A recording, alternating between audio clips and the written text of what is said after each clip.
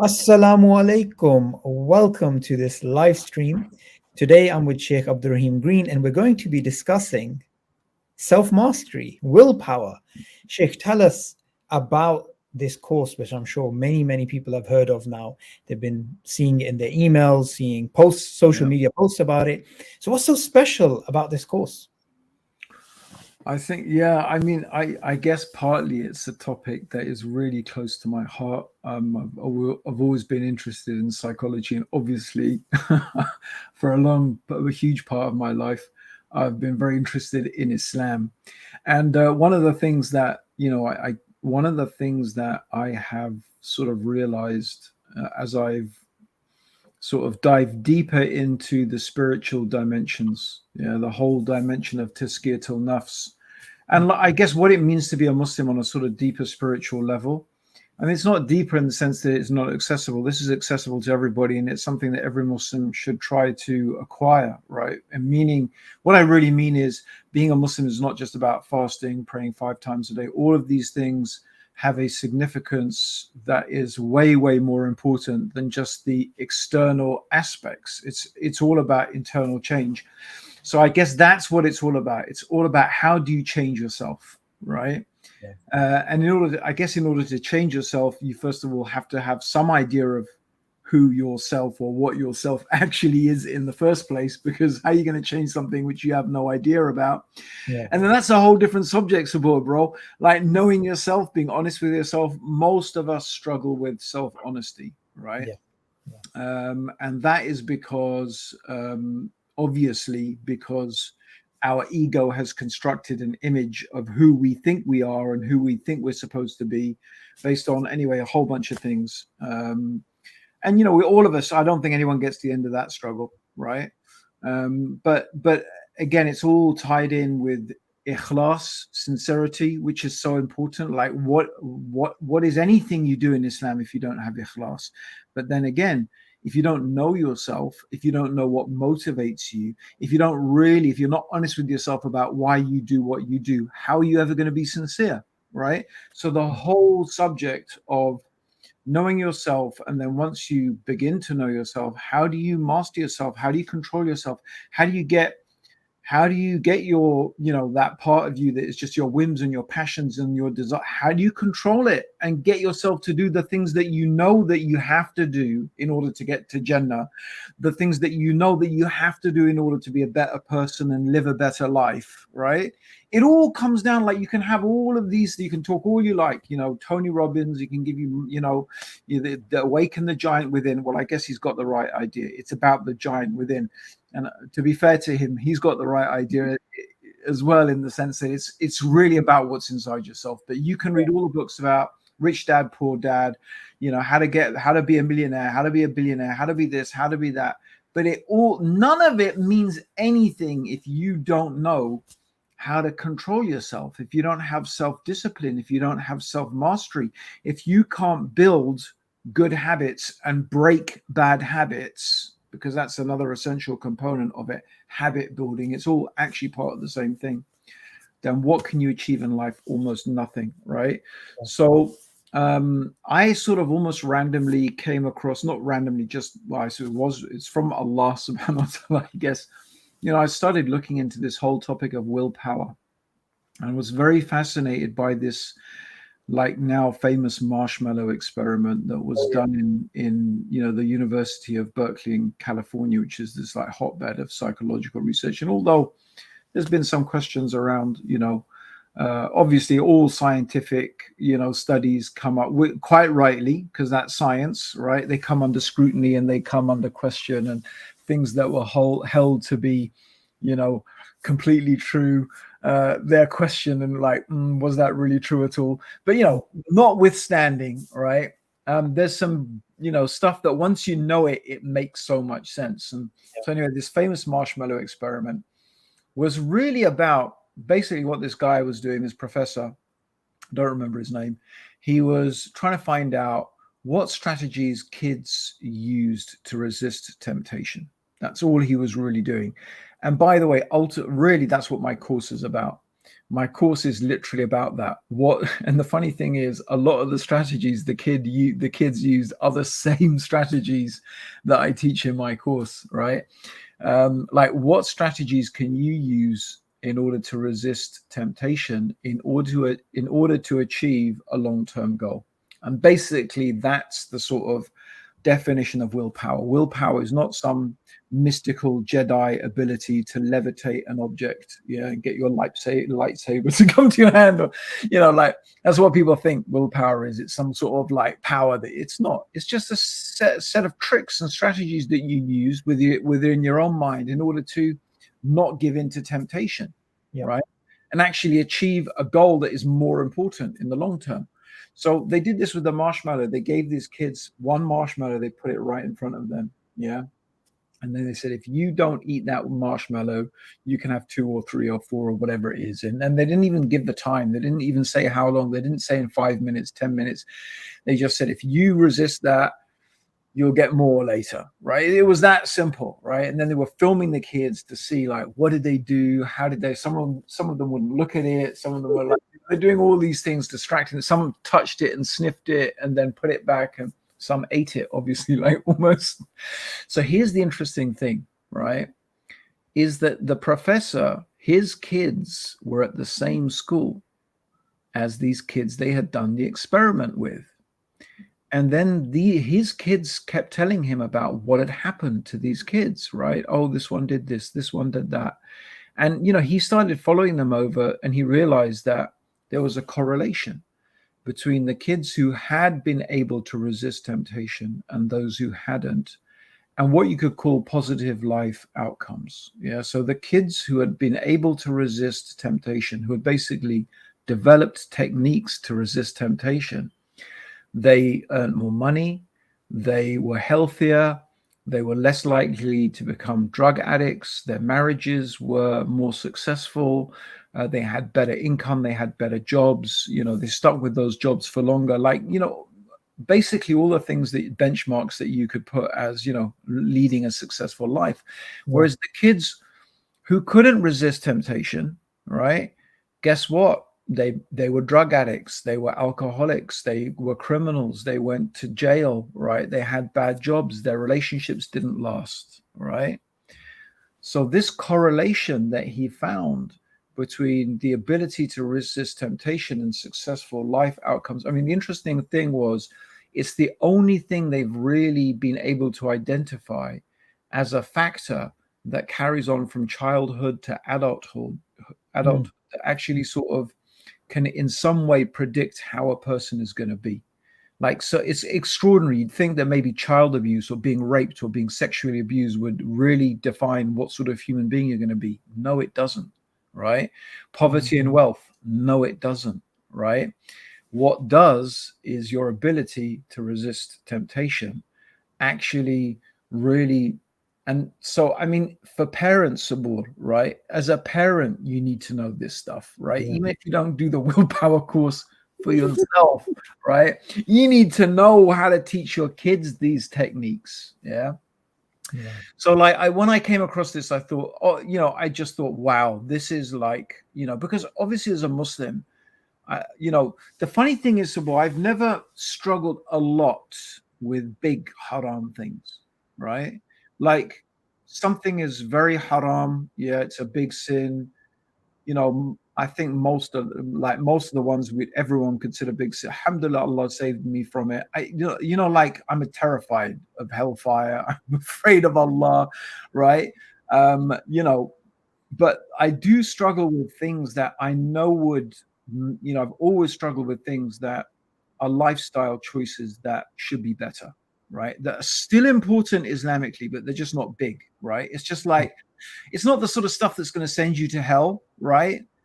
But you don't want to be fat in your life. You don't want to be unhealthy. You don't, like, I'm you and me, we're the same, right? Seafood, we're on the seafood diet. We see food and we eat it, yeah.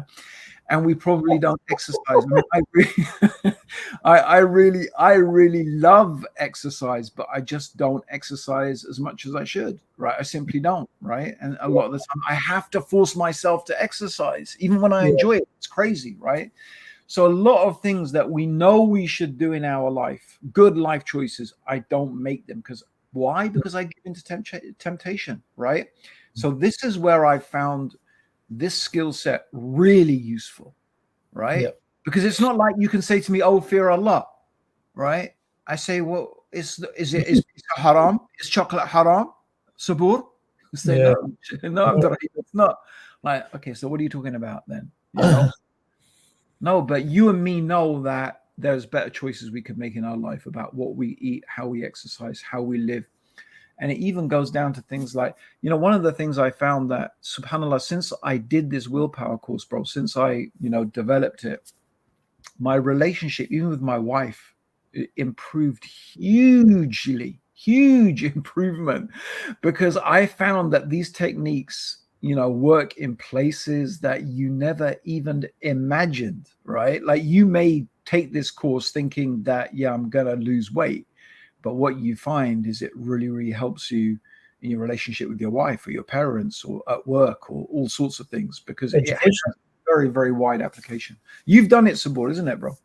Yeah, absolutely. I mean, I just wanted to add to the mix education.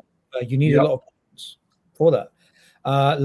You said seafood diet. I mean, I said this to you before that, Yeah. I was just like a pig. Like, honestly, someone brought food to me. I'll be like, oh yeah, just eat the food. Yeah. There was no thinking. You've seen how fat I've yo-yoed over the years, Yeah. Yeah. right? Yeah. And Well, both of us done that, but yeah. yeah, I think doing your course taught me simple strategies, right? Yeah. Like the 10-minute rule, where we're going to go over this, right? We can Yeah. go over it later. But things which allowed me to go from the seafood diet to Mm. actually being able to not eat food for 36 hours Wow. and not finding that difficult. Like currently, I'm also fasting, right, after Yeah. my last meal. So doing 20 hours is a joke. It's nothing for me now. And Mm. previously, oh, do you know what a pizza? Yeah, sure. Okay, this guy bought chocolate, and I was just ballooning, right? And Yeah. it affects your mood, affects your Yeah. relationship, affects your concentration. Yeah. You feel lethargic around this time of the day. Yep. We're doing Your live energy stream. levels just, yep. Yeah. Yeah, it's nearly 8 o'clock. I'd normally be just conked. I'd be Yeah. out of it. But yeah, what I would say is it changes your entire life. Yeah. It's not just weight. Yeah. And yeah, just for anyone listening, if you're interested already, if you're thinking like, I need this in my life, you can go to masteryclasses.com. So the way it works is that you sign up and you sign up to a mini course. It's you get 3 emails over 3 days, basically. And it's like a mini course. It's like a mini introduction covering some of the stuff that we're going to be covering today and some other stuff. If you're able to get your way through those 3 days, then you'll be given an offer, right, to buy the course. Yeah. So you sort of have to get through stage 1 first. If you don't get through, Never if you heard of just a don't course like open the second and third emails, right, that's it. You don't get to join. It's like you can't just sign up, right? You have to go through. Because, to be honest, one of the funny thing is, and one of the guys working on this project, he used to joke. He said, you need willpower to do the willpower course, right? And it's actually true. Just in order to be able to do the course, you either need to be really, really, really desperate, right? When it's someone so desperate they'll do anything, yeah. yeah. Or you need to have a bit of willpower. But I literally constructed it to make it as easy as possible, right? I've tried to make it so easy. Like, I think you watch a video a day for 2 weeks. That's how it goes. And so each video, like, it's not more than 5 minutes, 10 minutes, maximum 10 minutes per video. You literally could do it in the morning. I think even with the program, there's not the specific course, there's an app. Even I think Kajabi has an app because it's on the Kajabi platform. And literally what you do is you listen to one talk, right? And I give you an exercise to practice every day, right? Because willpower, it's a willpower exercise, right? It's not a physical exercise. You don't have to do any stretching or yoga, but you do have to do some breathing, right? One of the things we teach is how to breathe properly. Like, a lot of people don't know how to breathe, right? So we teach some breathing techniques, but we also it's just like, today, practice this. Yeah. Today, see if you can, spot this or that. Right. And so by the time you've gone through 2 weeks, you've practiced, 14 different strategies, at least for a day, right? And that's it. At the end of the day, you can get back to it as many times as you want because it's yours, so as long as it's there, you can keep going back to it. But to be honest, even I think you've gone through the course once, you've practiced, you've developed, hopefully you've broken one, you'll break it takes more than 14 days to break a bad habit or to build a new one. It takes probably a minimum of 30 days. It can take, to be honest, up to 6 months or even a year. Like they say 30 days to build a new habit. It's not, no. 30 days is just to start, really, right? It's very rare that you'll be able to do it in 30 days, I think. But, 30 days will give you a really good feeling of what it might be like to live like the way you want to live. So, I mean, that's basically the structure of the course. It's really super easy, I think, honestly, I think the main obstacle between, any one of you and doing the course is literally shaitan. Because, like I used to say, shaitan does not want you to do this course because this is really going to make his job a lot harder, which is a good thing, right?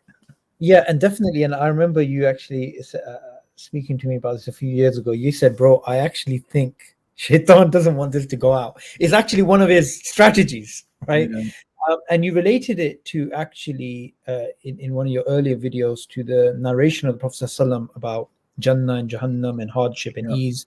No, sorry, hardship and pleasure. So maybe if you go over that. Yeah. Well, I mean, I mentioned that in the mini course. I talk about that. That Allah, that Jibril, that Allah sent Jibril to look at paradise and hellfire, and obviously paradise was surrounded by, difficulties and hardships and challenges, and hellfire was surrounded by temptations and luxury and ease. So, like literally getting to hellfire means, avoiding temptation, and going to paradise literally means wading your way through challenges and difficulties. How are you going to do that if you don't have willpower? How are you going to achieve that without willpower, right? So, like it's such a key ingredient. Willpower is such an important thing for you to build, right? Yeah. Now, I have thought about this, and I definitely think, obviously, taqwa, like, to be honest, this course is really, even a non-Muslim could do this course, although I've really structured this course, and I had a big debate within myself, right? When I first did this, I thought, shall I make this a course for everybody, right? Should I be the Muslim Tony Robbins, whatever, right? And just do a course that, and then I thought, you know what, at the end of the day, the people I'm really, connect to, the people who know me, it's the Muslim community, right? And there's a lot of, and what I also found, Sabor, bro, is a lot of our brothers and sisters, unfortunately, they look at some of this which is really useful, which I wouldn't be afraid for you to look at it, for example. But there's other people who are less knowledgeable, less insightful, haven't spent the time, building their foundation. And literally is what I found. I've recommended books to people and they've come back to me and say, why did you recommend that book to me? It's full of kufr and shirk. Yeah. And it's like, Yeah. And I thought, for a minute, I thought, for God's sake. And then I thought, no, actually, that's the reality. People want people like you and me, right? Like, would you tell everyone to go and read all those books on evolution that you've been? No, you wouldn't. You absolutely wouldn't, bro. You've gone and you studied the philosophy of science, right? And before that, you've built a strong foundation with Hamza, right? With all the stuff that he's taught, with your own knowledge base, right? Being firmly rooted in the Quran and Sunnah. And then with that filter in place, you can go, right? It's the same thing with a lot of this psychology stuff, bro. A lot of it is highly influenced by Buddhism, by even atheism, by materialism. So you can get really derailed, right? And so I thought, no, actually, that's our job. Our job is to read this stuff, take out the stuff that is good, put it in the Islamic context, right? And then represent it to our brothers and sisters so that they can benefit from it. And that's basically what I've done. I've basically taken this stuff and, put it through the filter of the Quran and Sunnah. I've given examples that almost all are examples from the history and from the example of the Prophet sallallahu alaihi wasallam, from the history of Islam. So it's a very Islamic course from that point of view as well, right? So yeah, masteryclasses.com, sign up At least try doing the free course. It's totally free. You get three videos one day after the other, and give Yeah. it a try. And if you like it, you can take it further or not. It's up to you. Yeah. And I'll Or it may not be up to you. It may be shit. Yeah, Shaitan's trying to yeah, interfere. It's quite funny. One of the sisters wrote here, Shaitan doesn't want you to like, subscribe, and share. yeah, So yeah, don't do what Shaitan wants. Something I think everybody should be quite candid to admit is that we all have a scrolling problem. yeah, It's scrollism. We're just continuously scrolling. The scrolling system is designed yeah, like gambling, right? yeah. It's You get dopamine. It's the dopamine hit. And you and me, exactly it's a we've dopamine talked about hit. dopamine a lot. And I mean, actually, it's called the seven. The original course was called the seven pillars of willpower. And one of the pillars of understanding willpower is understanding dopamine. It's like literally one of the pillars. It's Yeah, probably like once you know about dopamine, just knowing about it, it's like a penny drops. It's like, oh my God, that's what's happening. That's yeah, what's going on inside me. When you literally feel you're possessed, right? And you're reaching for that slice of pizza, even though you don't even want to, you're not even hungry. You don't even what you're feeling sick already. Like you've had 5 bars of chocolate and you're reaching for another one. Why? It's dopamine. Dopamine has yeah, literally taken over your brain. Yeah, yeah, it is, and that's actually what it does. It literally cuts off the access to the thinking, pausing, planning, willpower part. So the part of your brain that actually is involved in willpower, which is pausing, planning, thinking, yeah, is the prefrontal cortex, right? yeah, Dopamine cuts off access to your prefrontal cortex, right? So it becomes really hard to think clearly. And it literally causes you to act impulsively. That's what it does. That's the job of it. It creates an irritation, an urge in you. That's what dopamine is. It's not a pleasure chemical. If you find someone saying dopamine is the pleasure chemical, you can like, this guy is just, he hasn't read properly, right?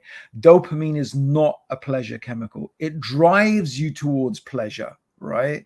But itself is not pleasurable. Actually, dopamine is it's an agitant. It agitates you, right? It motivates you. That's why, for example, people who have Alzheimer's disease, the problem is their dopamine, they are not really their dopamine receptors are not working properly, and they yeah, don't feel motivated. And because they're not feeling motivated, that's it. So dopamine is actually really important. It's hugely important. It's not a bad thing, right? What is obviously really essential is for us is to learn to control it, is to understand it and control it and regulate it, and not allow it to derail the behaviors that we want to have in our life, right? yeah, So yeah, so these mobile phones, these things are designed on purpose to be addictive. They fire our dopamine. And then what does it do? This whole scrolling, right? It's all to do with pleasure. So what are we on this little screen here? What am I seeing? Things that I think are going to give me pleasure. Maybe in this email is a course that is going to change my life, like masteryclasses.com. But seriously, yeah, actually, that's what it will do. You think, oh, maybe I'm going to get something from some person that's going to yeah, change my life, right? Maybe I'm going to see some meme that is going to, and a lot of it may be good, right? A lot of it may be stuff that you really, is good. Or, I mean, obviously, I do find myself scrolling through Instagram feeds for hours and just giggling and laughing. And sometimes I'm just reading, and sometimes I'm in total awe about something in Allah's creation. It is this whole river of, various experiences, right? That, by the way, the algorithms are tuned, like the more you use it, the more it knows what works for you, so the more addictive it gets, because it's literally feeding into your particular addictions, right? It's quite scary. But it's all dopamine. That's what it does. And dopamine really is cutting off that pausing, planning, thinking, like, do I really want to spend this much time doing that? yeah, And the whole thing is designed not to let you think, but to make mm, you act. And then obviously as a platform for selling things, it's very powerful because, if you're in that state of being disconnected, of being in a dopamized, I don't know what the term is, dopamized state. That's probably a Dope state. dopamized state. Then obviously, if something is presented to you that's attractive, you're going to buy it. You'll just buy it intuitively. Like, you won't be thinking about buying it. You won't pause and plan. You'll just press that. And of course, everything is set up to make it super easy for you just to purchase it like that, one click, and, it's on your credit card, right? Yeah. So it's all designed just to make you into this sort of thoughtless machine of dopamine addiction.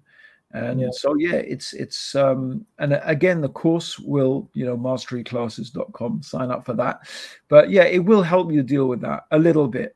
It will help you. But the point is, if you want to deal with, I mean, like, I guess both you and me, maybe we should, get together and set ourselves a target. It would be quite a good idea, right? Since Yeah. we have a scrolling problem, Yeah. self-confessed scrolling problem. Yeah. Would you like to cut down on your scrolling time, Sabur? Okay. So, Absolutely. I mean, that the first thing we do is that's what you decide. You Yeah. have to set yourself some smart goals, right? So your goals need to be specific, they need to be measurable, they need to be achievable, they need to be realistic, and they need to be timely. So basically what you need to do is set yourself a goal, right? That is something you can realistically achieve within a time frame and that you Yeah. can measure it. Yeah. So you can say, I am not going to allow myself, on I'm not going to allow myself to go on the mobile phone at all for more than 2 hours a day, right? Or whatever it is, yeah. Because I guess even on a laptop you can do some scrolling, right? But It's you actually, yeah, yeah, I mean, I mean, like you mentioned, willpower is a set of strategies yeah, which are not limited to a certain number to stop yourself from temptation. So very yeah, simple things like, I had this addiction of scrolling through Twitter, and yeah, a friend said, "Well, why don't you just delete it from your phone and yeah, try and use it on your laptop?" And I just stopped using Twitter. I haven't yeah, used it like hard. yeah, So these absolutely. strategies are very That's a powerful. really good strategy, and I've done that with apps. There's quite a few apps that I've just deleted. I just because partly because I thought, yeah, I mean, I realized this is a waste of time. Yeah, Yeah, but I could easily see myself wasting a lot of time, but I just deleted it because I thought, like TikTok, I deleted after 2 weeks. I thought this is a real waste of time. But people have tried since then to tell me actually you can find good stuff on TikTok, but I hardly use it. Twitter, I never got into using Twitter, partly again because I can see how really, really addictive it can be. So you're right, though there are little simple strategies that you can employ, and those are obvious ones. So, like, just removing yourself from temptation is a simple strategy, right? So a lot of the things is, we talk about that in the course, right? I talk about that in the course, the environment that you're in, the impact the environment has, the impact that friends have, and other important things. Stress has a really, negative effect on your willpower. That's one of the 7 pillars, actually, is the effect of stress. So yeah, so yeah, yeah, absolutely. And one of the things which we have to keep in mind, well, I hope everybody is keeping in mind, is that Ramadan's just around the corner, yeah, and Ramadan is a time in which we are forced by a deadline to yeah, actually employ these yeah, willpower strategies, because it's in our mind, okay, we will absolutely not, eat during this period, and drink and so on and so forth, and we'll, for example, spend more time with the Quran, we'll do this, we'll do that.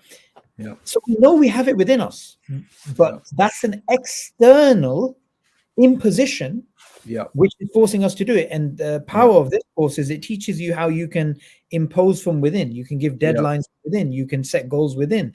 I think that's the key thing, because we all know we have it. People say, I don't really have willpower. That's not true at all. No, no. Like, Anyone, to be honest, anyone who fasts Ramadan is exerting an incredible amount of self-restraint and and basically willpower. Yeah, they're practicing self-discipline, self-mastery, But the question is that unless you understand the strategies, and like that's the interesting thing, like why are we releasing? So basically the course is literally only open for a week. Yeah. So basically on Monday it's shut. You won't be able to, and we do open it maybe twice a year. Yeah. So it only gets open for a very short time. Yeah. Why are we doing it before Ramadan? Right. Well, there's no better time to practice these strategies than during Ramadan, right? And like I said, it's not going to take a huge amount of time. It's 10 minutes, yeah? And you will definitely find yourself practicing these strategies in the Ramadan anyway, right? And literally there's no better time to do this course than, than in Ramadan, mashallah. Absolutely. And like you said, Ramadan's an external factor, but a lot of the time, this is the thing I'm saying is that a lot of the time we do things in Islam, right? But we don't really necessarily understand why we are doing them. Like what is the actual reason? You're right there, Sabor. You just disappeared. Sabor has just disappeared off the screen. I don't know. He was fiddling around. I think maybe there was a crocodile snapping at his feet. He was trying. Where he's disconnected the cables or something like that. Yeah, so brothers and sisters, it's masteryclasses.com, masteryclasses.com. Sign up, you'll get a mini free course that is just like 3 emails that you'll get over 3 days. And then you're invited to join the main course, which, like I said, closes on Monday. So it's open until Monday. Oh, change. Suddenly your background has changed. Wow. Absolutely. And that's the power of this course. You have the willpower to change things at will. Well, that's one of the things, bro. Change your state, right? That's actually one of the strategies in counter ambush training. Yeah. That's actually one of the strategies, so interesting. You gone mute, bro. I can't hear you. You're muted. Yeah, sorry, I just muted myself because somebody was in the background speaking. So, going back to this factor of the counter ambush, right? I think this is one of the most powerful things about the course, because it actually teaches you that you have triggers. They are environmental and social cues which trigger this mechanism of dopamine release, which causes you to go towards that pleasure. So I think environment, and I just changed environment incidentally. I think environment is something, I think if you highlight a few points about this, because that's one of the powerful things about the course, about how. So basically, counter ambush trading is what happens when you get hijacked, ambushed by dopamine. Yeah. So now the thing is that, look, if you join the special forces or you join the army or anything, which I don't recommend anyone does, but I'm just saying if you did, one of the things they will teach you, right, and they will drill into you is how to behave in an ambush, right? So like different, you basically have you literally, the whole point is to train you until it becomes automatic. It becomes a habit, right? So what you need to do is when you get ambushed by dopamine, you need to train yourself to go through this process, right? And that's really what it is about. It's like when you get ambushed by dopamine, you need to go through this protocol, you could say. So, but one of the things that even before is understanding when, how, and why, and in what places and circumstances you get ambushed by dopamine. So that's the first thing, right? It's exactly what you said. It's the A. So it's A, B, C, D, right? Which is A is awareness, right? Being aware of when and how and in what circumstances dopamine hijacks you. So let's take the example of someone who's, addicted to watching porn, for example, right? That's something maybe a lot of the youth struggle with, right? But you will find out, okay, it's haram. Hopefully you don't do it all the time, 24-hour. When does it happen? When do you find yourself watching porn, right? Is it, when you've just drunk a bottle of Coke and ate a tub of ice cream and the lights are out and everyone's gone to sleep and it's dark and you're feeling tired, and then you open the computer and then it's almost compulsive. So literally that's your triggers, right? You're beginning to think, oh my God, these are my triggers. you know what, if I don't eat lots of sugary stuff, I don't feel the same, right? Or if I don't open my computer at night when I'm tired, that's it. I'm not gonna. It's like you know I mean, I'm giving some very, very superficial things, right? It could be anything. It could be you had an argument with your mum. You could have, you know, I don't know, whatever. You didn't go out and you didn't walk and take some exercise that day. I don't know. It could be hundreds of different things. But you will, when you start looking and when you start searching through all of the, wait a minute, what happened? Right? What happened to me before? Everything. I'm talking about every environmental factor, even smell. You know, what did you smell? What did you see? What did you hear? So that's looking for your triggers, because you may be really shocked at what things trigger you, you know, to just for you to you know, release that dopamine and for it to take over, right?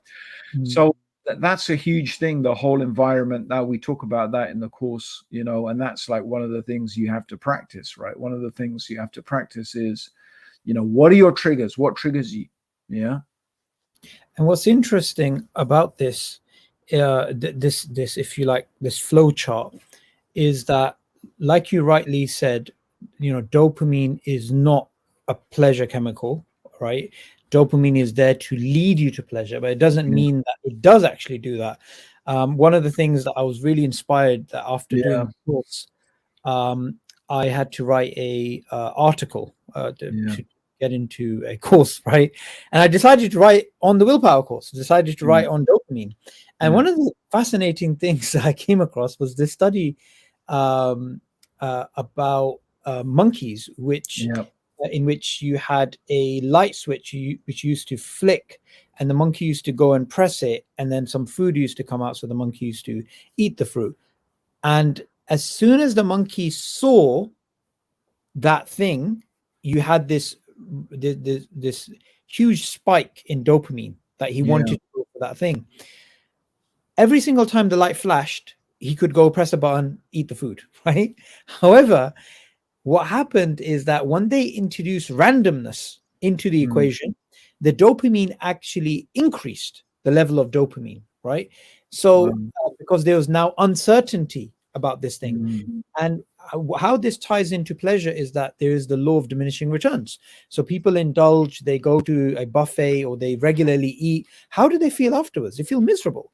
And Yeah. how do you feel when you haven't ate for 20 something hours in the summer when you're fasting, and then Yeah. you have a date? That Yeah. date tastes like it's the best. It fell out Yeah. Jannah in your plate. Yeah. Yeah. It's It tastes true. so good. Even water tastes sweet Yeah. at that time. Everything tastes good. Yeah. Yeah, yeah. It's so true. And, you know, that's one of the things, one of the interesting strategies that I teach, which is really counterintuitive, right? Like you wouldn't get this, almost definitely you wouldn't get this outside the course. And, you know, I even, when I was teaching it, I thought to myself, maybe this is questionable Islamically, yeah, from some perspective, right? But it's just like, if you really want to indulge, then indulge, right? Do it, right? However, do it mindfully. Yeah, do it thoughtfully. Yeah, do it knowing it's a decision that, yes, I've committed myself to something, but I'm gonna do it. I'm gonna break it, and that's after, you know, you've set some barriers in your way. Now, my rationale is, look, if you've gone through the process that I've taught already, and you still are gonna want to do it, right? You are gonna do it. It's just like there's no, you're not gonna be able to resist, right? The point here is that, but when you do indulge, you've got to be mindful, right? You've got to really think about every single bit of what you're doing and actually examine yourself. Am I enjoying this? Because, as you said, Sabor, and this is so powerful, right? Dopamine drives you towards pleasure, but it doesn't mean that once you've actually done that thing, it's going to be pleasurable, right? Because sometimes the expectation of reward, yeah, is more powerful than the actual reward. It's just Yeah, the expectation, right? yeah. You understand? And think about that generally in your life. Think about anything. right? the new You know, iPhone when you think get it. like anyone who got married, yeah, I want you to remember all you brothers and sisters, yeah, who all Good the time in your example. life, all you could think about was, I want to get married, I want to get married, I want to get married. Like it obsessed, you were so obsessed with it. It's like literally the only thing that was on your brain. Now, Yeah. let me ask you a question. Is the reality of being married like what you were expecting in your head when you were dreaming about it nonstop every day for however many years it was? It's probably not. Yeah. Most definitely, it's not. I'm not saying that to diss marriage. I'm just saying I'm that to just prove hoping my no one point. from my house is watching, but yes, Huh? that's true. No, nothing. No, I don't know what you said there, bro. It sounded inflammatory, but I'm just saying that to prove my point. The Yeah, expectation absolutely. of Yeah, rewards is not like what actually happens, and absolutely. and you know what? The key to all of this thing, bro, is another big topic, right? That is like so in at the moment, and it's the whole topic of mindfulness, right? And in a sense, my whole course, you could conclude it by, almost by this topic of mindfulness. But that's a whole, to be honest, in a sense, it's a whole nother topic, Yeah. because mindfulness, as it's presented a lot now in the field of psychology, is like a lot of it's based on Buddhism and stuff like that, right? But obviously, we have Islamic. We do have the concept of mindfulness, tadabbur, right? Thinking deeply and shukr, and being truly grateful to Allah involves thinking deeply, right, about Allah's bounties and blessings, right? So yeah, anyway, masteryclasses.com, brothers and sisters. If you haven't signed up already, what are you doing? You're probably scrolling through your Yeah. Instagram feed. Well, Yeah, this is actually a good time because there's going to be university students getting ready for exams. They're like, and this happens to a lot of students, they're like, yeah, they want to prepare for the exam. Instead, they find themselves scrolling for hours on Instagram, then getting yeah, upset. Why do I have this habit? And they can't focus as well. They can't and focus on yeah, a particular task. The powerful thing about maintaining your maintaining awareness about the dopamine triggers is that it will then allow you to make small changes which yeah, can go very far. For example, this is the culprit, right? This is the yeah, culprit. The phone's the culprit. So you need to study for an exam that's coming up. So you take your phone, you go put it in another room. It's a very simple thing, and mm, that changes everything. Even having the phone um, with a screen, towards the table, as in you can't see yeah, the notifications. It's still there. You can still reach it. And what you'll find, this happens to me. I'm not sure if it happens to other people. I'm sure it does. Is that when you leave the phone next door, you still actually now and again you just touch your pocket, you touch your because yeah, yeah, yeah. you just expect it to be there. The precious, The my the precious. precious. Where's my precious? Yeah, And no, this I mean it's goes, true, this but I goes mean, I to- mean that's yeah, that's a simple strategy. But I guess the course is teaching, a wider, much wider range of things, right? Because look, like there's stuff that that like okay, you can put your phone next door, right? But there's other things that you have to understand about why you find it so hard to resist temptation. And all of that will determine, like, you need to plan your day. If there's yeah, things that you're doing that is going to involve, applying willpower, a lot of willpower, you actually need to plan your day around it because you're going to be depleted, right? Because your brain, like the bottom line is at the end of the day, you've only got so much energy to put into this, this process of, restraining yourself, right?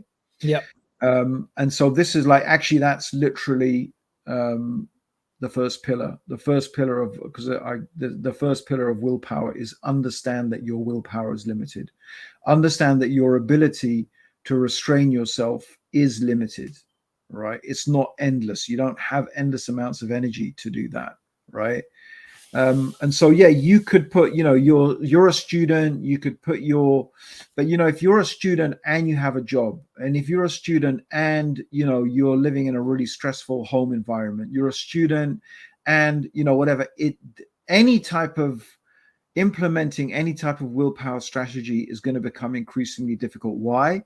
Because you're stressed out, right? So how do you deal with stress? That's another thing that I mean, how do you deal with stress within the context of building your willpower? It's not like I don't have a whole how to deal with stress course, but I deal with like stress. That's actually one of the pillars of willpower as well, dealing with stress, right? So I it's mean, not like, yeah, the phone strategy is a good idea. It's a good little strategy, but you really do need to understand the subject a bit more holistically, right? yeah, Because things will come into play that it's only when you know, it's one of those things when you know it, it's like, oh, I know what's going on now. I know what's yeah, happening, right? I know why so I think all of those things, when you have that knowledge, when you're armed with that knowledge, it just becomes a lot easier, right? The same with diet. How many people like just eat because of stress? Not yeah, because they're hungry, because it's just a mechanism that they resort to when they're stressed out. It's called comfort eating, for example, right? yeah. So how do you build strategies around your willpower goals? And again, like it's really important to have goals. We go back to that where we like started a bit, the importance of having goals and setting yourself targets. Yeah. And what's interesting is that people actually have goals. They just don't achieve them. Like there is, Yeah. it's very hard to come across someone Anyone can that, have a goal, bro. That's like easy. Like, yeah, I want to be a millionaire. That's my goal. Like, yeah, right. Okay. Like anyone can say that. yeah, But obviously that goal setting, I mean, that's why I go through, one of the things I go through in the course is, I mean, almost like lots of people have heard of SMART goals. It's not going to be news to some people doing the course, but it's a good refresher, right? mm, Just to understand, like, first of all, like, don't just have goals, right? But I mean, goal setting again is a whole different subject. We could have a whole course on, goal setting. And I mean, one of the, anyway, I don't want to get into that, but yeah. that's another thing. Another thing I think we should touch upon, and this is for everybody to go to the link, mastery classes, sign up. You'll never come across, I think, a course where there's an entry barrier, and that's what you actually have here. Because Yeah. it's not like click here, yep, pay, sign up. It's actually like, no, pass this little exercise before we think you're worthy of doing the course. I know. Well, I realized, bro. To be honest, right? It only clicked to me that that's what we were doing a while ago. It's like literally we'd sort of done that. We'd created a barrier, right? And I'm not sure that was necessarily the intention, but it solves a problem that we had discussed. Like I said, we were discussing with Obeda exactly this problem. Like you need willpower to do the willpower course. Well, why not have a mini course that everyone has to go through before they get to be able to sign up for it? You Yeah, know, at the end of the day, we just don't. We're not just here to take people's money. Yeah, that's not what it's about, right? Absolutely not. And to be honest, giving it to you for free wouldn't do you any favors either. And I've given it to free. I've given it free. Almost every single person I gave it to free, I think except one, never did the course. Didn't even get beyond lesson one. yeah. And that's another thing. Why do you have to pay for it? You have to pay for it because that's part of what motivates you and forces you to actually do it and go through it. It's very interesting you say that, because not just this course, there's many other courses out there which have that Yeah. um, mechanism that you have to pay to join, and they know if they gave it for free, people wouldn't actually do it. Wouldn't do In it. fact, Yeah. some information which is available freely online, Yeah. people bother looking it up because for this course, it took you a lot of time and Yeah. energy, go through all these articles and stuff. People just don't have that willpower. They just don't. No, it So takes time. And look, I mean, most of this stuff you can read it in a book, but would I recommend people to pick up those books? Like I said, no. Most people I wouldn't recommend them to read it. Can you find all this stuff? Yeah, you could trawl through the internet and read articles and this and that. But what you would never get is someone who's been through it, who's experienced it, who's taken all of this information and then structured it in a way I don't think you will find, especially as a Muslim. If you want something that is framed in an Islamic framework, as far as I know, like it doesn't exist. Mine's the only course that's out there that I know about. Right? I haven't come. I'd be interested, but I don't think anyone else has done it. yeah. What's Mm. interesting is that it, you know, back in the school days, they used to roll out the old TV and show Yeah, this yeah, is happening inside your body, and you don't know. Okay, that's what's happening in my heart. That's what's happening in my lungs. So it's like seeing the inside view mm, of addiction, the inside view of bad habits, because you get past the veneer, you get to see actually what's the weakest point. And the weakest point is get rid of the cue or understand the 10-minute rule. This thing, I mean, it's yeah, not going to last that long, right? All these yeah. types It of doesn't small last long. Yeah. strategies. And the good thing as well that I took away from the course, like I was saying to you before the live stream started, You've that remembered a lot of it, bro. Mashallah. I mean, listening to you, you did it 6 years ago, yeah, right? yeah, And there's, bro, the amount of stuff that you are remembering from it is quite impressive. So you definitely, I mean, you didn't just watch it.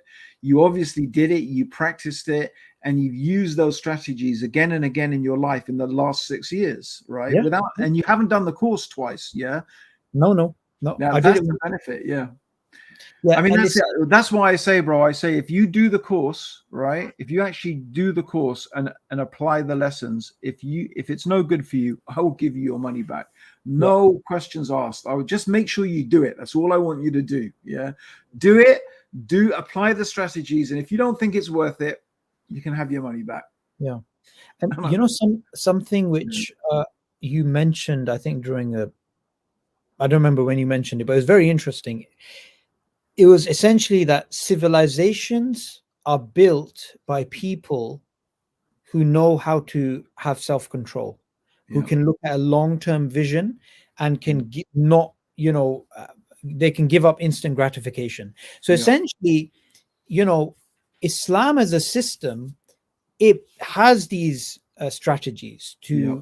to get people. Okay, you cannot just find okay, you see alcohol, you can't just drink it. That Yeah. person's not your wife, you can't be with them. Like, it has these rules, right? And it Yeah. has these particular things. But in order for us to develop, not only in Islam but also in terms of our personal development, we have to apply these rules at the most micro level.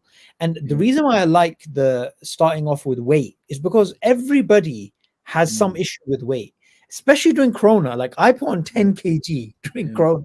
Like, that's a lot of weight. I think maybe Mm. 12 actually.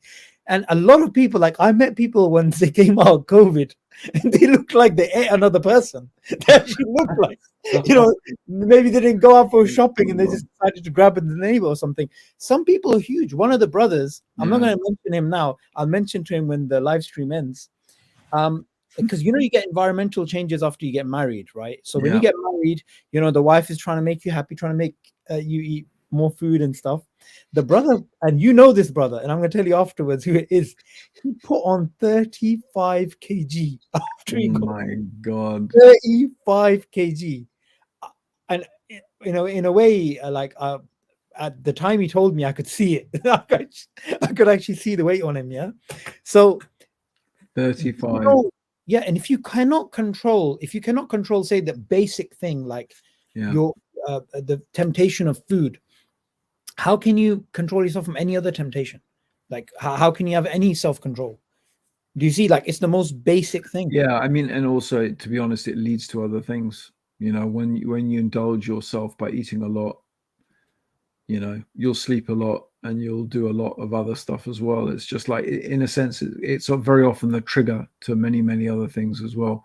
But Mm. look, I mean, the willpower course is definitely not a diet course, but Yeah, no, but having said that, you absolutely, I mean, for me, that's what I used it for. For me, I mean, that's actually what I used it for. The first thing I used it was to lose a bucket load of weight. Yeah. I just found a diet that worked for me. I applied all the techniques and strategies that I'd learned in the willpower course. And this is before I actually did the course, right? I lost a lot of weight. I thought, wow, this is amazing. And like I said, and I use those same willpower strategies in many other things and realized that, wait a minute, this is helping me in my private life. This is helping me in my working life. This is like it had, and I thought I have to do a course on this, right? And yeah, literally, bro, Sabor, I had done everything. I still have the notes, right? I'd written up all the notes. I'd even got to the stage where I had no, I knew I literally read how I don't know how many books I'd read. Me, yeah, plenty of books. Yeah, I had all the notes. So the key now was to change from those notes into an actual script. Yeah. Right, Yeah. that was the hard bit. Yeah. Right, that was the bit where, and I thought, wait a minute, I know all these strategies. Let me apply the strategies I know, right, to actually doing the willpower course. So I went through the whole thing. I set the SMART goals. I gave myself a goal, and I set the bar so low, right? So low. It was ridiculous. I said to myself, and what was between me and doing it, bro? It was this, yeah, this flipping thing. I was spending so much time scrolling through the internet and blah, blah, blah, right? This is what I said to myself. I will not allow myself to pick up this phone, right, until I have done. How much do you think I set myself? How much time of actual script writing do you think I About said? about an hour. 10 minutes. Wow, that's low.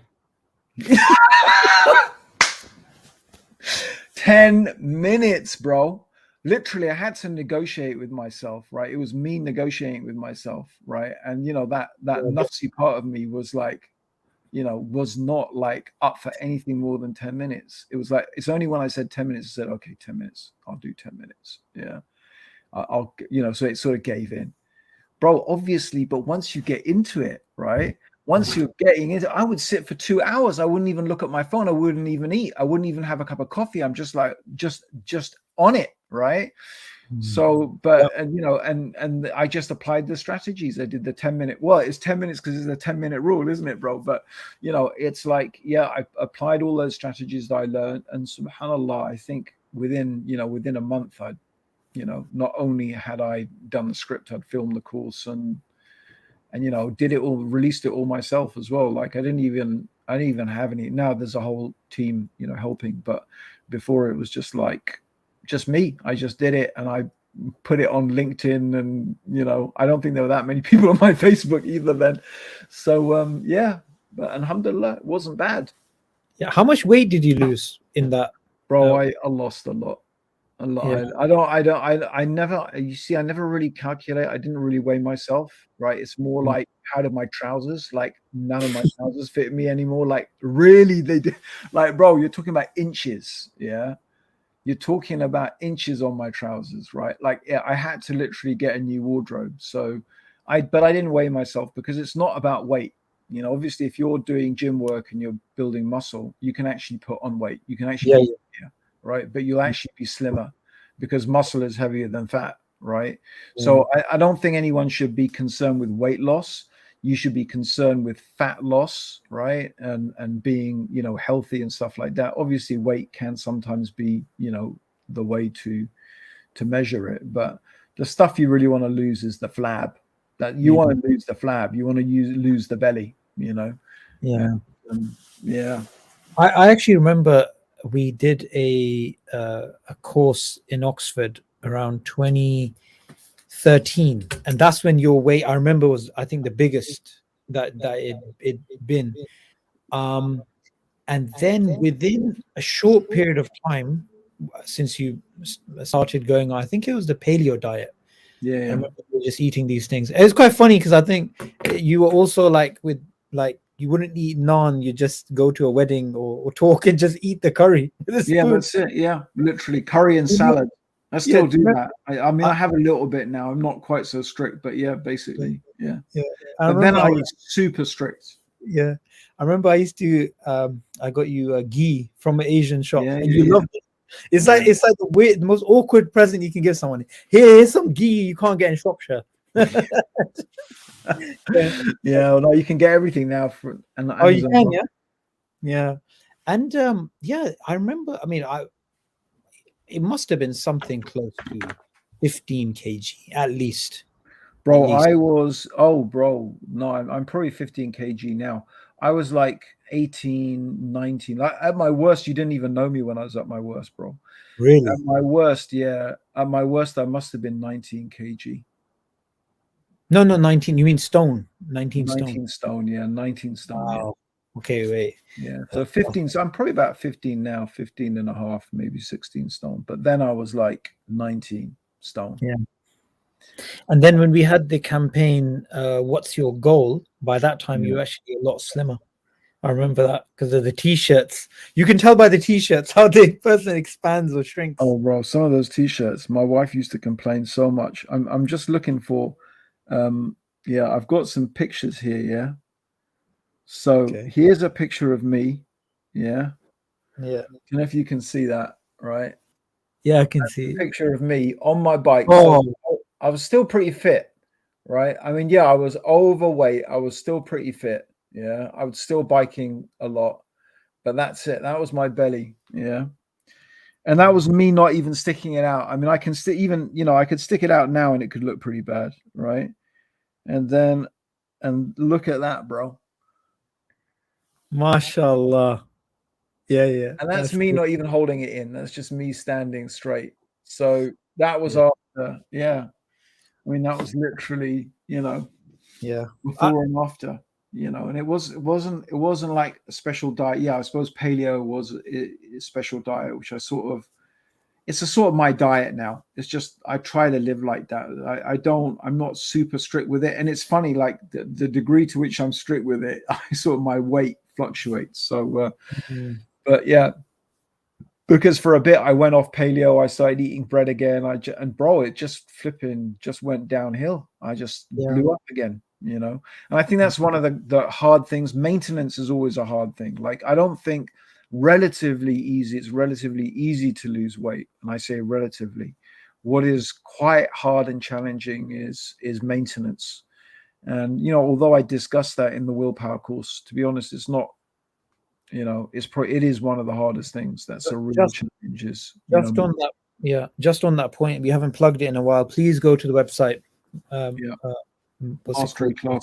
mastery classes. Yeah, Yeah, master classes. The link is in the description. And I think this is a good segue for you to actually summarize what are the 7 pillars of willpower. the seven. You're gonna that I knew you landed me in it now, bro, isn't it? So the first pillar is willpower is limited. That's the first pillar. Yeah. Yeah. Um, And mm, let's start off with, Allah being the ultimate willpower, how you normally start. yeah, yeah. Obviously, the ultimate will is Allah. I mean, that's what I guess we think. Allah kun fayakun. That's it with Allah. Just being it is. That's the ultimate willpower. You just say something and it happens. And so I think that a lot of people misunderstand and they think that that's what willpower is. It's a sort of some sort of Power. magical ability to think something into existence, but it's not. Right. That's not what we mean by willpower psychologically. So I find a lot of works, a lot of things that criticize willpower.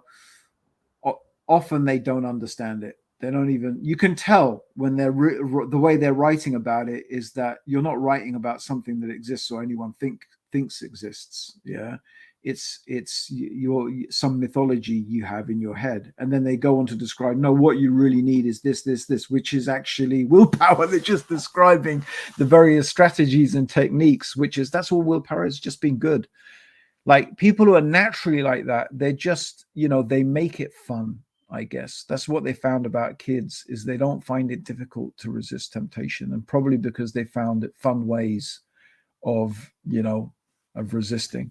you know so yeah, so the first pillar is yeah, willpower. Know that willpower is limited. There's the And just on dopamine. that, yeah, just on that point, I think we Yeah, should elaborate on something.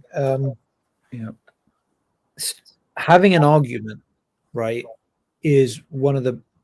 I mean, I think you used this analogy. If you didn't, then but you think of it like an energy bar, right? So the energy bar goes down as you're depleting your willpower throughout the day, and yeah, it goes down, say, in a gradual way. This is maybe perhaps why people like Steve Jobs and others, they don't even bother like spending time thinking about what they need to wear because they'll wear the same clothes every day yep, because they're like, yeah, they just want to make simple decisions, right? But then if you have an argument with someone, you actually have this supercharged drop. It just drops like half or whatever. And you will find people indulge or they fall into a bad habit or whatever after that have an argument. So yep, having absolutely. having these types of stress, I mean, stress again is one of those things that can also deplete your willpower. So I think willpower being limited, I think he also used the example of judges in Israel once. Yeah, no, that's a very interesting. I mean, one of the things that I did, listen, one of the things that I avoided, and this was a, I did this on purpose. I could have put a lot of scientific experiments in it. Like some of them are so fascinating. And to be honest, when I was reading the literature, this is the stuff that I found really fascinating. You know, some of the experiments they did with mice and experiments they did with humans and stuff. I mean, I find that stuff really fascinating, but it's not practical, right? I just wanted to make the course short and practical. But I found this stuff fascinating. So yeah, the judges in Israel, basically, very simply, is that when judges were given, and these are parole, this is the parole board in Yeah. Israel. Basically, when criminals came in front of them looking for parole, they basically, if you came in front of the judges in the morning, you got parole, and if you came to the judges in the afternoon, you didn't. And the reason is because the judges in the afternoon were tired. And when they were tired, they just defaulted to what they thought was the safest choice, which was just let them go back to prison, right? Because they were just too exhausted from examining everybody's circumstances and thinking about it, right? So they just defaulted to what they thought was the safest option, right? That's a whole thing, you know, like a whole thing in Islam about when you should make decisions as a judge, right? Very important for, you know, any future CEO for an organization also to think about when they are making decisions, right? Don't make decisions when you're tired. Don't make decisions when you're exhausted, you know. Go away and sleep about it. Give it a day, right? Make istikhara. This is one of the things I teach in the course. Go and pray 2 rakat. Make istikhara, right? You don't need to give it 10 minutes. Just go and pray 2 rakat, right? Even better. I think the main thing is like don't make decisions when you're tired and exhausted because your ability to make good decisions just depletes, right? And that's what they call willpower depletion. That's what it is basically. Yeah. Yeah, that your ability to make good decisions is going to decrease over time, and especially it's compounded by, like you said, things like stress and you know all those type of things. Just Yeah. compounds the depletion of your willpower. And just Yeah, on that point, so what's that last point you mentioned just before this? Because there's something very interesting. You mentioned the judges, and then oh yeah, making decisions, right? yeah, So this is very interesting. I was watching a video of the Amazon guy Jeff Bezos, and he it's quite funny. He You would think he's going to be working hard at a desk all the time, stressed, his hair's yeah. falling out, stress and this and that, but he looks like an extremely slothish person, if that's even a Yeah. word. Like if you he's the human embodiment of a sloth. Like he says, look, I sleep well. I sleep like he gave this, Mm. I think 8 hours or something, right? and Yep. and for a CEO of such a busy company, and he said, Yeah. all I need to do is make a few good decisions a day and I'm Mm. done. Like that's all I got to do. I got to Mm. rest. I got to have a clear mind and I got to think about 2 or 3 decisions a day and that's it.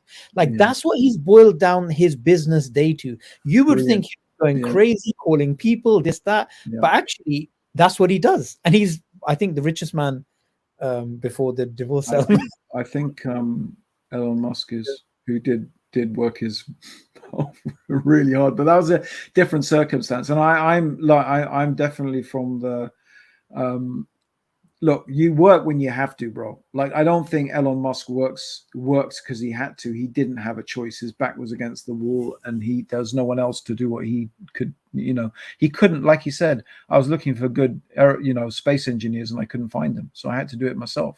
He Yeah. literally took the job, literally did all the studying, took the job himself. But yeah, I mean, that's, you're anyway. The bottom line is you're right. It's way better to be in the right frame of mind to make a few good decisions, and all of that is about willpower, being in the right frame of mind, being in the right situation, and you compound it. That's the other thing, bro. It sounds like nothing. 3 good decisions a day, right? But that's 21 good decisions, a week, right? That compounds itself pretty well, right? 64 good decisions yeah, 84 good decisions a month, right? I mean, when a good decision is, makes you, 20 million bucks, 30 million bucks, right? Boom, Yeah. it builds up. And that's the whole thing. I mean, I don't really cover that, but that's a whole topic of atomic habits, right? It's not just Yeah. building habits, but these little habits, these little changes. And this is another thing. We often don't. I mean, one of the things I tell everyone to do, I don't want to sort of give it away, to be honest. Yeah. The first thing I tell Yeah. everyone to do, but I give everyone the first task I give everyone to do is a very small little habit, by way, which I still do until today. Do you remember what it is? The first habit I tell everyone to start your day with something. But anyway, don't say what it is. Oh yeah. Yeah, I don't Yeah. say what it is, but I do it until now, until today, bro. Before I pray Fajr, I do it. But anyway, Yeah. so That's actually a very good habit. And yeah, and it is. Yeah. yeah. Probably. So yeah, so second pillar is know your triggers. Yeah. The second pillar is know your triggers. We talked about that already. The third is understanding dopamine. We've talked about that. The fourth trigger is counter ambush training, which is like a go through Oh what is yeah. CAT, how do you prepare yourself? I go through the whole thing, which is like A, B, C, D, 4 or 5 points, I think. Yeah.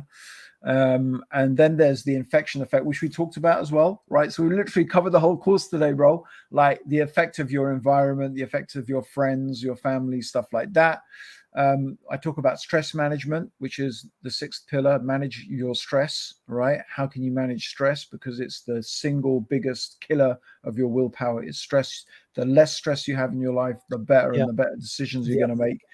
And the seventh one is surf the urge, right? So when you get the Oh, urge, it's little, yeah, it's my favorite one too. sorry. And, I'm gonna have to interrupt you there. yeah, Sorry, Sheikh. I have to interrupt you there. That yeah, is the best. It's like the best thing ever. Because it's yeah. like you almost indulge, but you don't. Yeah, It's it's like true. Yeah. eh, The beautiful thing yeah, is it's it's too like good. it's not combative. It's like go rap. Yeah, it's not a combat system, right? Yeah, yeah, Go rap works with the best part of people, which is their akal, right?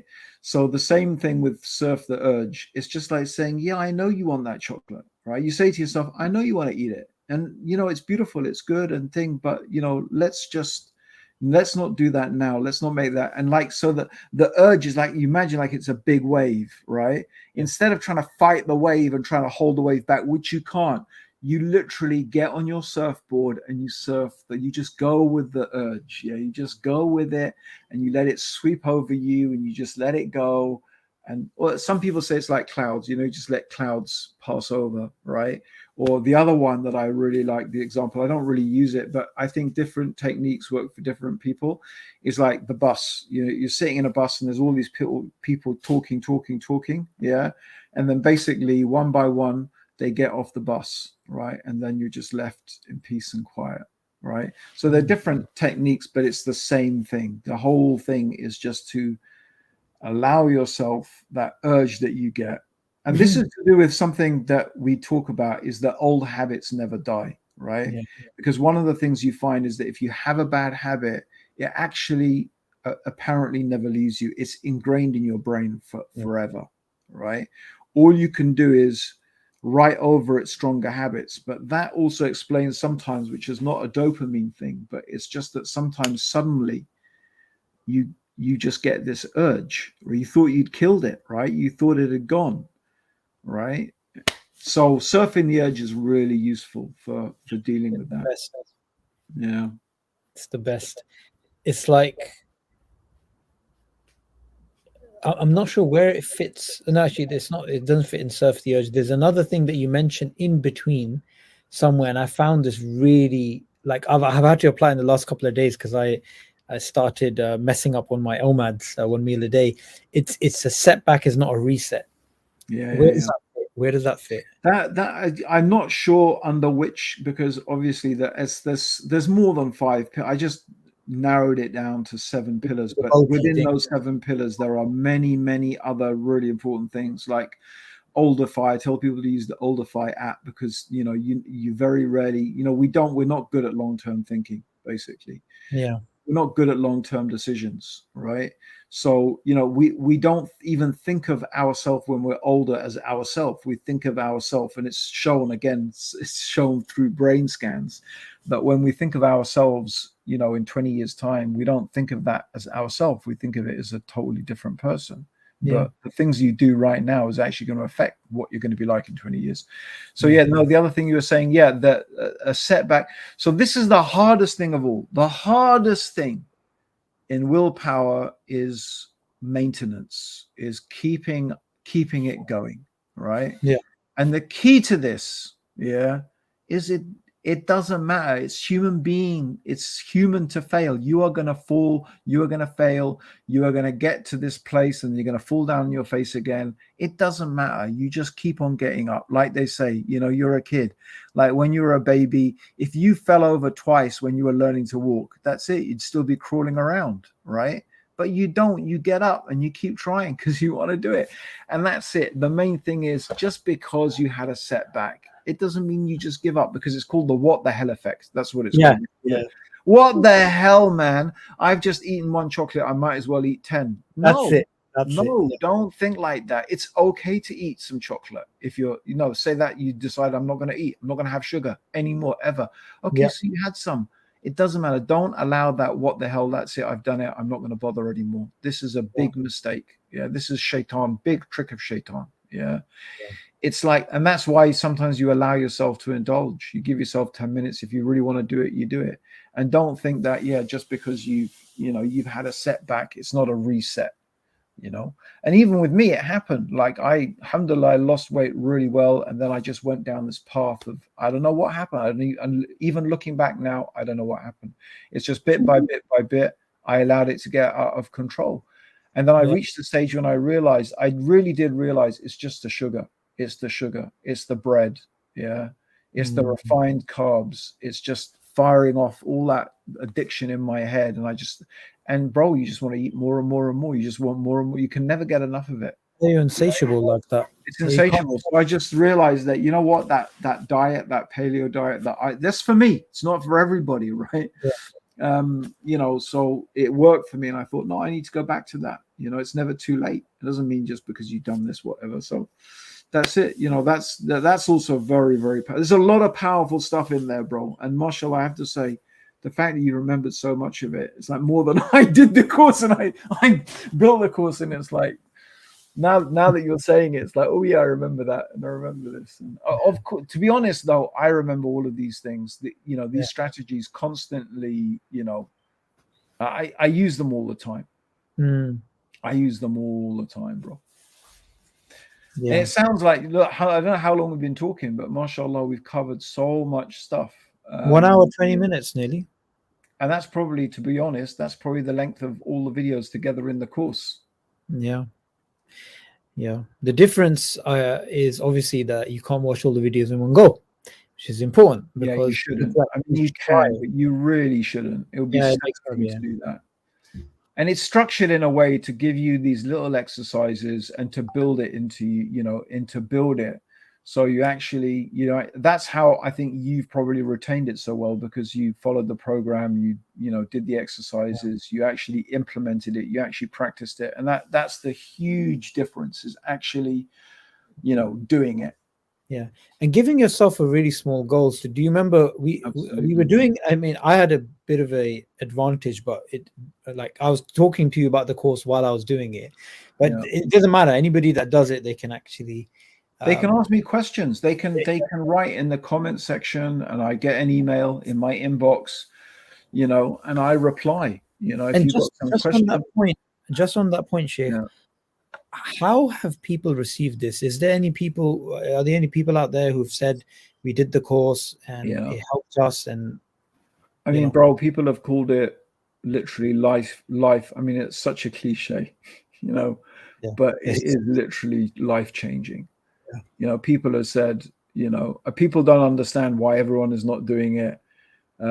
People have said this is phenomenal, right? Like some of the feedback has just been so, it just hasn't been done by that many people. And sadly, there's people who have bought it who I can see, because I can see on my, on on the Matrix thing, I can actually see, not that I spy on anything, but anyway, no, I literally don't. I mean, I could do. I could say, right, I'm gonna make sure you do this, guys, with a stick.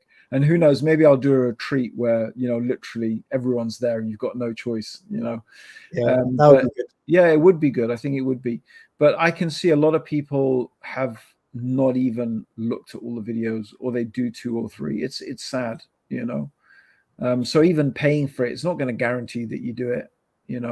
But people who have done it, I mean, I guess possibly the I guess the one of the comments I'm most proud of is a sister who's actually a trained, qualified, and practicing psychologist, right?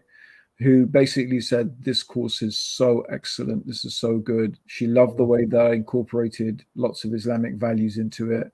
It made it very special and unique. She said no one else that she knows of has done anything like this, and she just wishes that all the youngsters out there, especially the youth, would be able to do a course like this. So for me, it was like really affirming. It was like, okay, that's that really is the sort of thing I wanted to hear from someone like that, because it's like, yeah, that's what I was trying to achieve. I was trying to bring some of these insights that we've gained, and a lot of them are not new, to be honest. It's like stuff we know in Islam already, right? Yeah. It's just that they've sort of reinforced it and discovered it from some type of scientific experimentation, rather than just some of it's just sort of intuitive guesswork, right? I'm not talking about the stuff that we know from Quran and Sunnah, but in the sense from our scholars and our ulama. Yeah, they looked into these matters deeply. They had students. They're talking from their experience. But when scientists actually do stuff and experiment it on mice and identify actual chemicals that affect your brain in a certain way that are released due to this and that, it just gives it a whole different perspective, right? And it makes you think, wow. I mean, first of all, you think, wow, our scholars, like what insight they had, that they got a lot of this stuff. But then, obviously some things you find out were not true, that were actually, that actually caused by this or that, rather than, what someone else thought it was, which is also quite important to just try and get it right. And it shows as well that this whole field is constantly changing. I think one of the main things of all as well, right, I'll be honest, is I think a lot of the language of what is called tasawwuf and tazkiyatul nafus, and like, bro, it's like old. And I don't mean it in a derogatory way. And you'll know this from another book that I don't want to mention it again. Well, I mean, I guess for your audience, probably they could handle it, right? But it's Flow, the book Flow, the classic study on happiness by Csikszentmihalyi. I can't remember how you pronounce his name, but absolutely amazing book. He's an atheist, by the way. If you read it, there's going to be some kufr in there, right? So, but that book, again, he identifies some things, in really, really powerful and important things about what makes people happy. And again, like, not everything that we understood intuitively was necessarily right. Some things were, you find with experimentation, were not quite right. But anyway, it's very interesting subject, huge subject. But yeah, absolutely. And this is something which will help us develop in our Islam, because essentially a lot of a lot of young people, and it's a very good trait, they want to be students of knowledge. They want to have a structured way of learning Islam, and that requires a lot of willpower and a lot of these types of strategies. Something that just came to my mind when I was thinking, when you were speaking, was that Sheikh Albani actually used to do these water fasts, right? And really, some say 30 days, some say 40 days. He actually wrote about them, and I actually checked this with a scholar. He said, yeah, he did. So the amount of willpower you need to have to not eat for like a month, and just drink water for a month, is incredible. And how did they have it? Well, generally, if somebody wants to be an Islamic scholar, or just, even just a general academic, you have to have an incredible amount of willpower. So therefore, you can transfer it to other parts of your life, because you're going to apply it to education. Education requires a lot of willpower, because you have to essentially do an activity which is going to induce a lower dopamine a trigger than something else, than your phone or whatever. So you're competing, with all these other things. The other thing which I found online was people go through these dopamine fasts, right? I've actually tried them. They're very interesting. It's where you lower your dopamine to a level such that you can do low level dopamine activities much easier. So some people do a week, some people do a day, some people do a few hours, and you can actually people have said that you can concentrate more, you feel better, and actually that some people do some really weird things, like they'll watch a clock go around for an entire hour. They won't do anything. They won't think about their friends and family, go on the phone, or talk to anybody, or they'll read the back of a toothpaste, the ingredients, something really incredibly boring. They'll lower their dopamine threshold in order to have that willpower. So in many ways, this is a pandemic, that people have problems with scrollism, they have problems with addictions, and all over the internet people are trying to find ways of solving this problem. And here we have a course which actually deals with it. It's a course which can actually, rather than you spending countless hours looking at this video, this article, summarizing it, and going through essentially decision paralysis, because I think some stuff online contradicts other stuff, you just have a set structure that you can actually follow. You're muted, Sheikh. You're muted. You're still muted. I'm not muted. You are muted. I can see you're muted. If you look at your name, next to it you have the mute sign.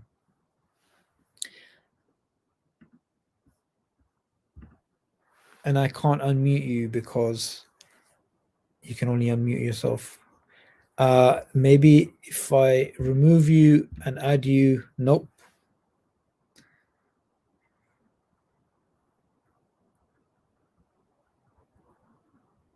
No, no sound. I can remove you from the studio and you can click on the link again.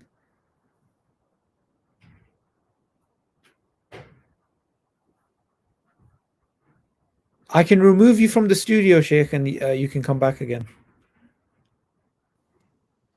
Is that it?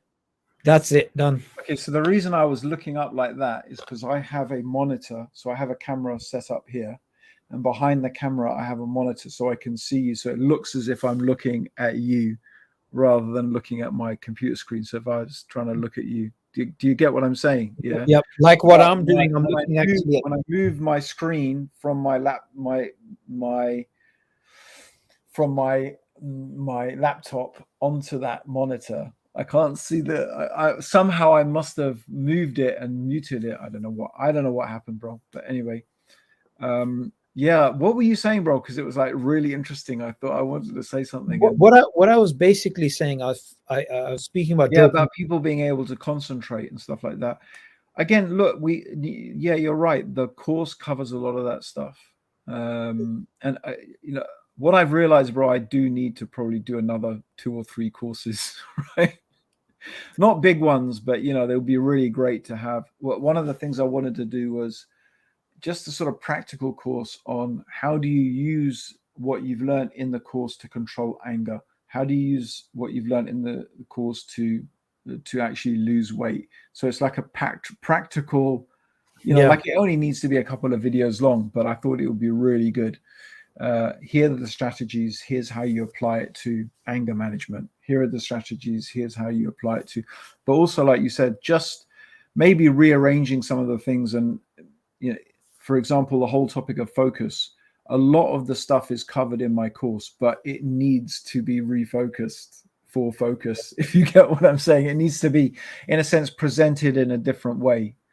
Yeah. In order to be able to, develop your focus better, you just need to rearrange it. And again, like, I guess most people who are reasonably, you know, I don't want to say intelligent, but people who've got the time and energy can easily do that, right? They can say, okay, I get this information, I can use this information now to develop Mm. my focus. But for some people, they don't have the time, so you just need to spell it out for them, plain and simple, right? You do it like this and this and this.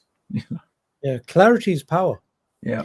Yeah, in fact, clarity is part of having willpower. So, me and someone else are in this office right now, and if I had to go to the shop to get, I don't know, fruit or something, and I actually knew the route to the shop, and the other person had to get on their phone and find it.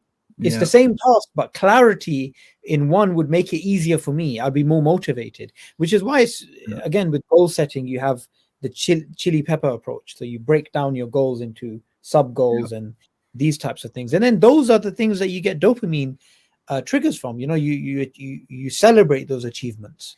And that's And I another interesting thing. It's one of the things I actually don't cover in the course a lot. I don't even think I cover it at all, which is very interesting, because I remember when in our discussions, you actually pointed it out. You said, you know what, Abdurrahim, couldn't you actually use dopamine to achieve your goals? You could actually Mhm. incentivize yourself by dopamizing particular objectives. And absolutely, it is actually one of the strategies. It's one of the really clever strategies that you can use, is that when Mhm. you've achieved your goal, right, you actually celebrate it with something, right, that's actually going to spark your dopamine, which, guess what that does? It motivates you more to achieve your goal. The only thing they say is you shouldn't do is don't use something that contradicts your objectives. So if you're trying to give up chocolate, you don't reward yourself by eating chocolate, right?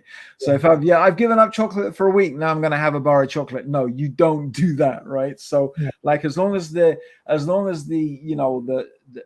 the way you dopamize your objective doesn't contradict the actual objective, yeah, that's a good thing to do as well. But I Yeah. think naturally that happens. Again, if you go and you look to Mahali Csikszentmihalyi, and you look at this whole thing that, achieving flow, when you get in that state of flow, that itself is the most deeply satisfying and profoundly transforming experience, amongst the most deeply satisfying experiences humans Yeah. can have. And then people just look for that experience anyway, right? That itself becomes something that a person like aims for. Just that feeling that of having achieved that, and that you went through that struggle, you went through all that difficulty, you achieved that objective. The satisfaction that comes from that is unparalleled. That literally, that is optimal, what they call optimal experience, the peak of human experience, actually. Yeah, absolutely. And Should we then leave it there, bro? It's been yeah, an yeah. amazing discussion. I think we could probably go on for another No, couple of we hours, could. bro. It's been Good. so fascinating. Yeah. Um, So mastery classes, yeah, whatever it is in the description, masteryclasses.com. Yeah. We've got, .com, yeah. and you Sign can up. sign up and enjoy. I mean, look, let's just summarize here. This is not just okay. I mean, people sell courses all the time online, some good, some mediocre, but this is something which we didn't rehearse this. Like 6 years later, I Yeah. do remember most of this. Yeah, In I fact, know, it's Shireen, I'll tell amazing. you It's something. amazing. Yeah. I asked Obeda, so one of the guys, to basically, I said, please give me the login. I want you to refresh it. And even before this live stream, I was panicking because whatever. And I was like, oh no, I should have done the course again. But Yeah. I didn't. And actually it worked in our favor, because I wanted to Yeah. do the course before jumping on the live. And Yeah. I didn't need to. I didn't need to No. at all. So yeah. You actually remembered a lot of stuff, mashallah. I'm like really impressed, alhamdulillah. And there's more, actually, to be honest, there's way more stuff than even we discussed, Oh right? yeah. There's a few things we didn't even talk about, we didn't even cover. um and the funny thing is, bro, different people will find different things useful. That's the Yeah. other thing, right? Yeah. Like, something we didn't talk about is, I mentioned it very briefly, but that's, projecting yourself, thinking about yourself, when you're 60, thinking about yourself when you're in the old age, right? And that, I mean, that particular thing had a big, that was a big motivating factor for me to lose weight, because it was, my dad was quite overweight, although he was very fit and very physically fit and stuff like that. Incredibly for his age, he was actually, and it actually damaged him quite badly in terms of physically, and led to.